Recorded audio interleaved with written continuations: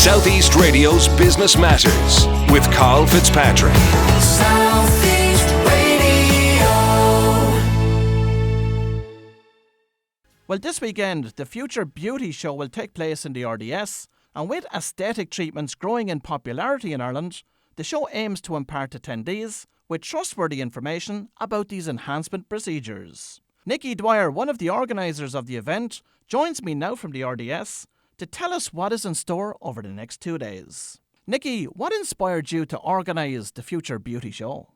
Good morning, and thanks very much for taking the time to talk to us. We're talking to you live from the RDS, which is due to open in half an hour. Well, I think the beauty industry has really changed a lot over the last number of years, the last decade in particular, and this is really the future of beauty. We're starting to realise that night creams and oils are great for surface level hydration of the skin, but fundamentally, if we're looking for something to preserve our faces or reverse the signs of aging or deal with any number of skincare issues, the creams don't work, and we need to kind of take the next level up to this kind of more clinical and cosmeceutical level. So we wanted to bring the country's best cosmetic surgeons, doctors, dentists and aesthetic nurses all under one roof and showcase Ireland's finest clinical and aesthetic work to the consumers so that they can make informed decisions for themselves. Now, the aesthetics industry has got a lot of bad press over the past number of years. Does it deserve it? Well, I think the absence of regulation in this country, I suppose, is probably the main reason behind the bad press. I think an unregulated practitioner is a dangerous thing. And it's very much our ethos is that, we're bringing the best in the country under one roof so that people can actually learn from the best. It's very dangerous to be getting any of these procedures carried out by people who are not properly medically or clinically trained. I know there has been lots of lobbying of the Department of Health in relation to regulating this industry. Where is that at currently? Well, currently they're at drafting legislation phase. But the issue with it is, in my personal opinion, is that the legislators, the people who are drafting the legislation, don't really have any real understanding of the problems that are faced in the industry. We'll have seen headlines recently in the Post where the Minister for Health was suggesting a blanket ban on Botox for the under 18s, which in theory sounds like a great headline, but the actual real problem behind that is that, Botox is a clinical and medical tool that is used in multiple applications for things that are just beyond aesthetics. They use it in infants for squint. They use it for people with cleft palates. They use it for people with palsy, for excessive migraines, all sorts of other issues. And so, to have a blanket ban on an important medical product is in itself a little bit negligent.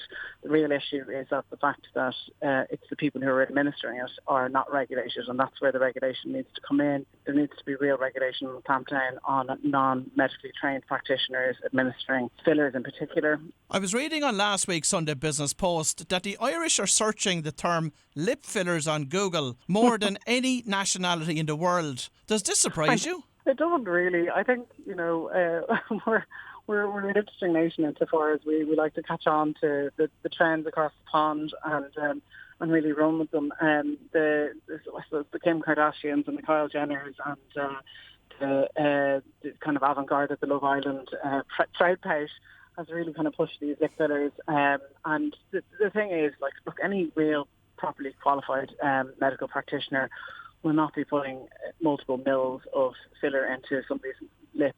They'll actually apply a proper ethical ethos to it, and and look at the aesthetics of their face and the actual percentage of lip to face ratio, and a proper aesthetic practitioner would not do that. And from your insights into the industry itself, what age group of people are considering aesthetics, and is this getting younger? It is getting younger. It's getting younger and younger, I suppose, as the years go on. But I suppose it gets a lot of bad press insofar as I think when people think about aesthetics, they just think about Botox, or they just think about fillers. But actually, there's a huge amount of there's a whole other world to the aesthetics world, and it's everything from skincare, so like rosacea and acne scarring and acne in itself, or hyperpigmentation, which is a real common Irish problem, these are all issues that are addressed by proper dermatologists and aesthetic practitioners, and and this is where this world really comes into its own and sets itself apart from the standard cosmetic world. We have real cosmeceuticals with medicinal properties in them that actually work, as opposed to a cream that claims that it will make you younger, thinner, skinnier, hotter. We have actual cosmeceuticals, which are medical grade cosmetics with proper active ingredients in them that will do what they say on the tin. Now, the Future Beauty Show is on today and tomorrow in the RDS, but what can visitors expect, Nikki? Well, we have an incredible show lined up for the consumers. The whole show is centred around a main stage where we have the country's leading experts talking every hour on the hour about various different ailments. We have everything from how to regenerate the tired eye area to how to deal with an aging neckline to breast reduction. We have a gynae panel talking about a very real Irish problem for Irish women is stress incontinence and pelvic floor problems and postpartum follow-ups. And then we have a full surgical panel who can talk to you about any of your surgical needs. So who should attend this show? Anybody who's got any interest in skincare. I don't think there's a single woman or man that I know out there that doesn't have some kind of issue with their skin, whether, as I said, whether that's acne, scarring, or rosacea, or pigment, or dry skin. There's something there for everybody. And if you have any other kind of any other desires to change, alter, tweak, or preserve what you have, this is the most unbiased educational platform that is around. And we'll try to showcase all of the different options that are available to you, and you can make an informed decision yourself. As you say, you have an impressive lineup of speakers over the next 2 days. How did you decide on these? Well, with a lot of work. I suppose our starting point for the surgical panel was that we wanted to speak to only surgical doctors that were on the Irish Association of Plastic Surgeons board. So there's plenty of surgeons out there that are not plastic surgeons. There's plenty of doctors out there who are carrying out plastic surgery. So there's a whole minefield of names and titles. So for us, we went straight to the top of the Irish Institute of Plastic Surgeons and handpicked the best surgeons. So we have Mr. Fan Chan, who is a particular specialist in facial reconstruction and post-cancer surgery. We have Mr. Richard Hansen, who specialises in breast reduction and breast lifts. We have Eilish Fitzgerald, who specialises in the post-mummy makeovers, which includes tummy tucks, tummy lifts, breast reconstruction, and also kind of gynae reconstruction areas. And then from our gynae panel, we have the best gynae in the country. So it's all about having the best that are out there and being able to kind of offer these to the Irish consumer, so that they can kind of go doctor shopping, which is something that they've never really been able to do before. Unfortunately, we hear too often about many botched jobs in the industry. So will people have the education after attending the show to be able to go out and evaluate the different options that are available in the market? Well, we very much hope so. That is very much the aim of the show. As I said, this is all about education, and it's all about bringing the best practitioners to the market.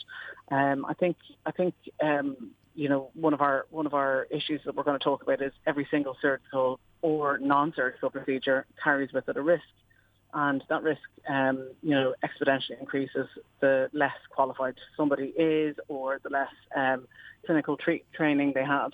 So our aim is that at the end of this, you'll understand the difference between going to a beauty therapist for lip filler versus going to a proper certified dermatologist who, has multiple years training, multiple years clinical and facial anatomy, and really understand the difference between the two. And, as one of our doctors says, it's more about skill than mills. So if you're looking for many mills for cheap, that's not the place to go for it. And this is, the kind of the real attitude of the younger Irish people, and we want to kind of show them that there's very real risks associated with going down that route. It may be cheaper in the short term, but in the long term, the complications are massive, including blindness and losing a lip and collapsed jaws and collapsed foreheads. really serious if you're going to a non-registered practitioner. Well, if you've just tuned in, that was Nikki Dwyer from the Future Beauty Show, and this show promises to provide a fascinating insight into the cosmetic and aesthetics treatment market in Ireland. Southeast Radio's Business Matters with Karl Fitzpatrick. Southeast.